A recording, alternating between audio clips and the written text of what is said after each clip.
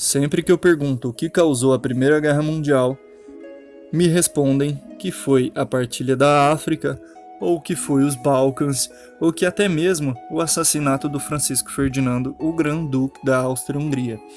Realmente, esses são três motivos bastante convincentes e sim, eles levaram ao estopim da Primeira Grande Guerra.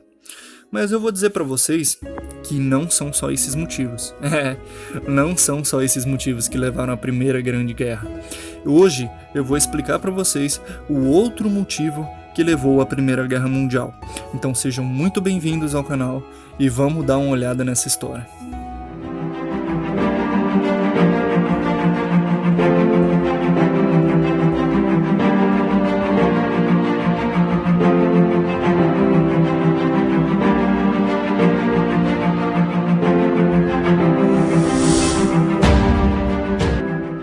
Todos nós sabemos que a Primeira Guerra Mundial foi a segunda maior guerra da nossa história que causou milhares de mortes. Não só por conflitos bélicos, mas também por armas químicas que não eram autorizadas na época. Um dos motivos dessa guerra, sim, foi a partilha da África, como eu citei, foi os Balcãs, que estavam numa disputa política muito grande, e o assassinato do Grão-Duque Francisco Ferdinando, que era o herdeiro do trono da Áustria-Hungria. Sim, as três principais nações que entraram nesse conflito eram a Alemanha, o Reino Unido e a Rússia. Só que elas não tinham em comum apenas o fato de disputas políticas e também as maiores potências do planeta no século XX. Mas elas também compartilhavam um laço que a gente, vamos dizer assim, que parecia garantir a harmonia entre elas. Elas eram governadas por monarcas que faziam parte da mesma família. Isso mesmo.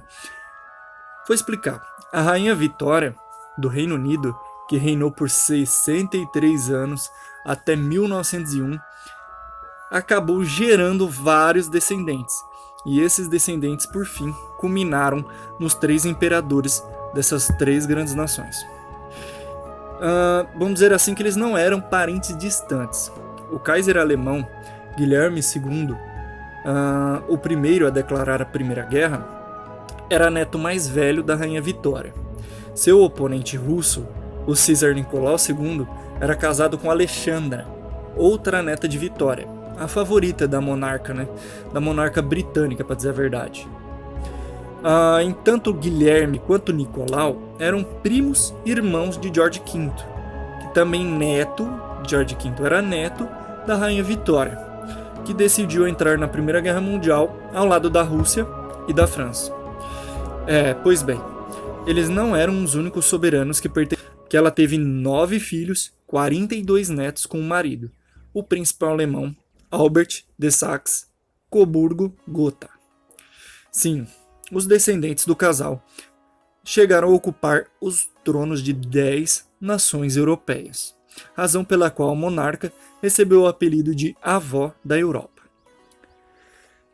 Vamos dizer assim, como acontece em muitas famílias, especialmente uma tão poderosa quanto a Vitória, havia afinidades, mas também fortes rivalidades.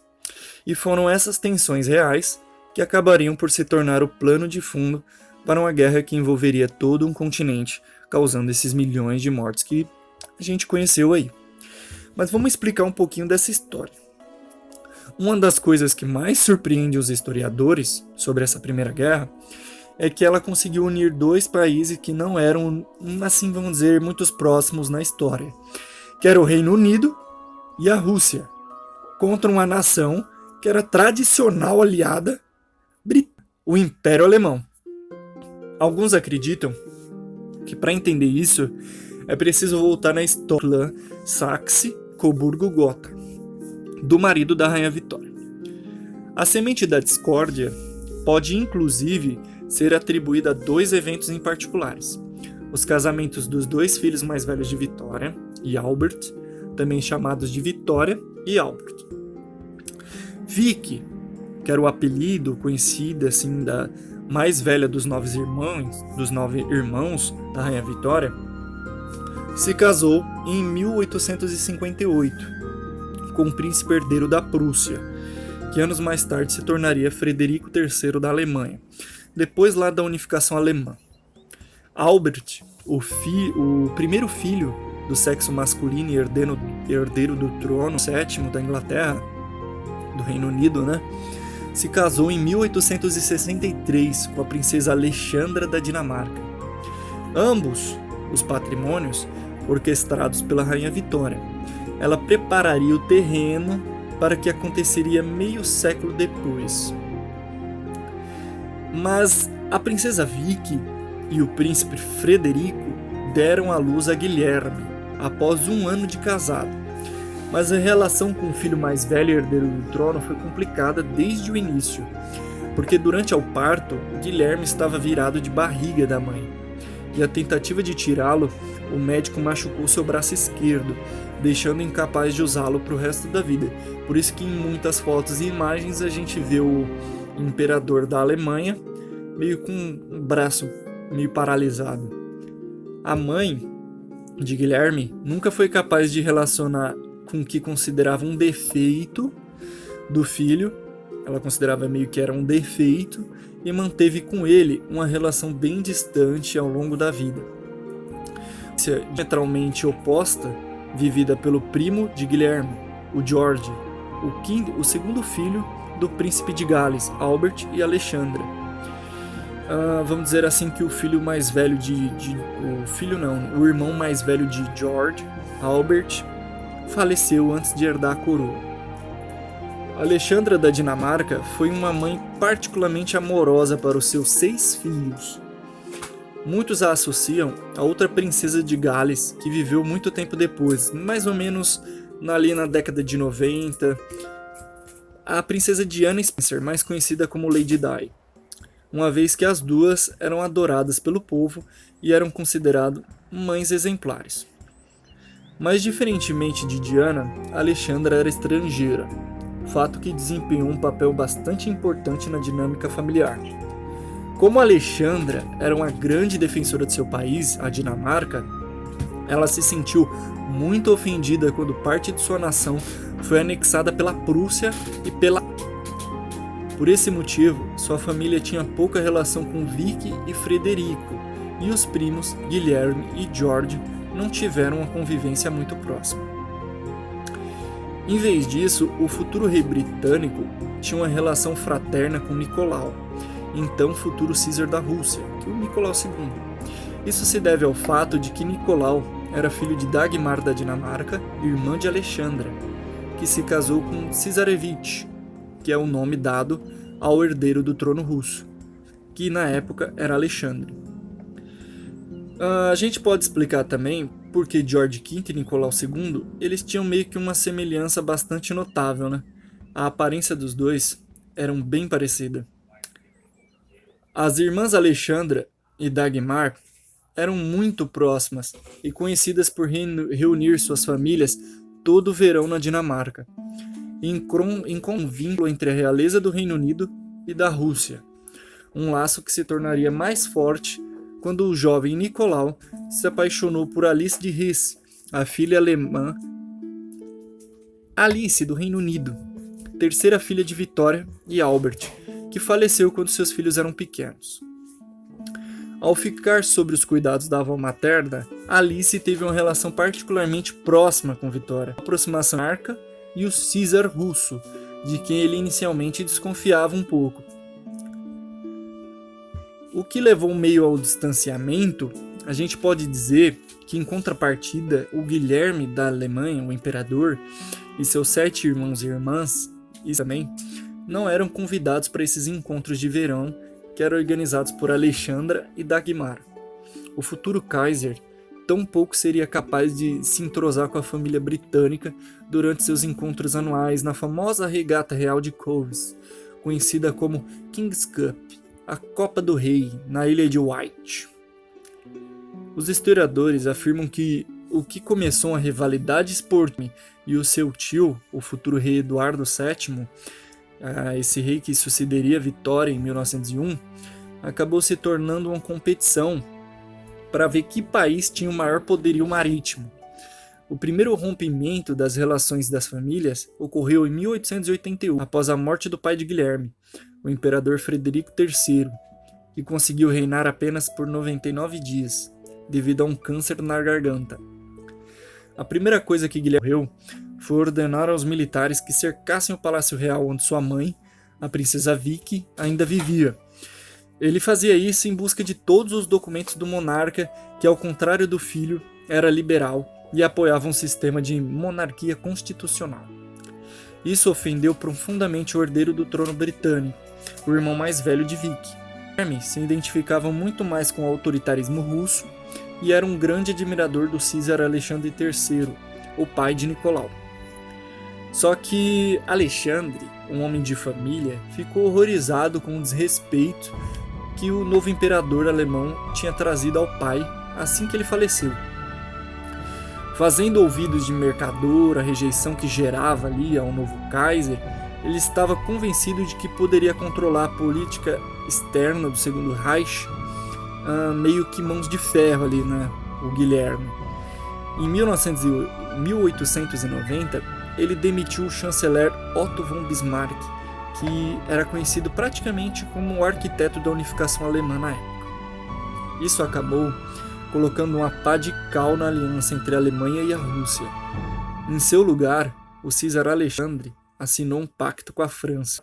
O Reino Unido firmou seu próprio acordo com a França, seu rival histórico. A chamada Entente Cordiale, que é o acordo cordial, foi formado, Foi formado entre França, Rússia e Reino Unido. 3 anos depois, fez um inimigo do século XIX, como eu citei, que é a Rússia.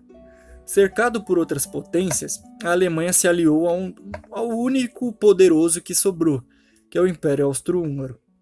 Esses pactos, eles determinariam 2 blocos que enfrentariam durante a Primeira Guerra Mundial.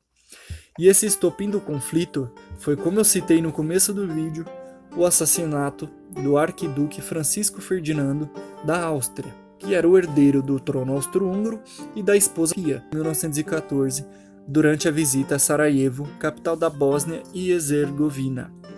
Esse casal foi morto por um grupo que lutava pela libertação da Bósnia e Herzegovina do domínio austro-húngaro e sua integração à Sérvia para a criação de um Estado nacional iugoslavo. O assassinato acionou as diferentes alianças como um efeito dominó. O Império Austro-Húngaro declarou guerra à Sérvia, a Alemanha apoiou declarando guerra à Rússia e a França, aliadas da Sérvia.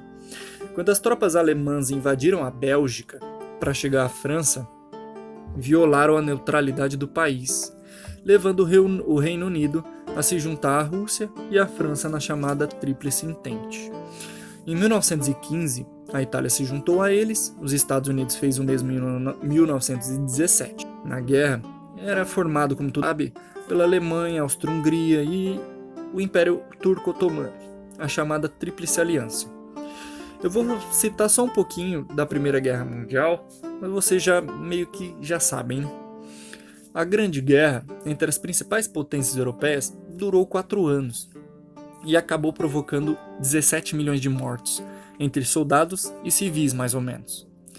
Devido ao uso de novas armas químicas, como os gás asfixiante, modernas metralhadoras e até tanques de guerra surgiram na época. A edição da Tríplice Aliança, em novembro de 1918. A guerra não só foi devastadora para a Europa, como também atingiu fortemente a monarquia. 1/3 dos cerca de 120 membros da família que foi formada pela vitória vivia no território inimigo do Império Britânico. Dos 3 primos que desencadearam o conflito, apenas um se saiu vitorioso. Uma curiosidade foi George V, avô da atual Rainha Elizabeth II, que mudou o sobrenome alemão, que era aquele lá que eu citei do marido de para o então nome da sua família, Windsor, que era meio que o nome de um palácio da Inglaterra que a família real costumava ficar. Bem, isso já é outra história para outro vídeo. Guilherme II não só perdeu a guerra, como também perdeu a coroa, tendo que abdicar ao trono e fugir para a Holanda. Ele foi o último imperador que a Alemanha teve. Mas o pior destino mesmo foi de Nicolau II, que mesmo sendo vitorioso, foi executado alguns meses antes da guerra terminar, junto com a sua esposa e filhos, pelos então bolcheviques que assumiram o poder, liderados por Lenin, e criaram a União das Repúblicas Socialistas Soviéticas, a URSS. E foi assim, a Primeira Guerra Mundial marcou o fim de 4 grandes monarquias que estavam na mão de descendentes de Vitória: a Alemanha, a Rússia, a Áustria-Hungria e a Turquia. Anos que se mantiveram, suas coroas perderam muito da influência e do poder, sendo relegados apenas mais algumas tarefas ali simbólicas. Os planos, que era da avó da Europa, como ela era conhecida, a Vitória, era de fortalecer o sistema de monarquia e levar a harmonia ao continente por meio de laços reais que acabaram resultando, infelizmente, no contrário. Espero que vocês tenham gostado desse vídeo.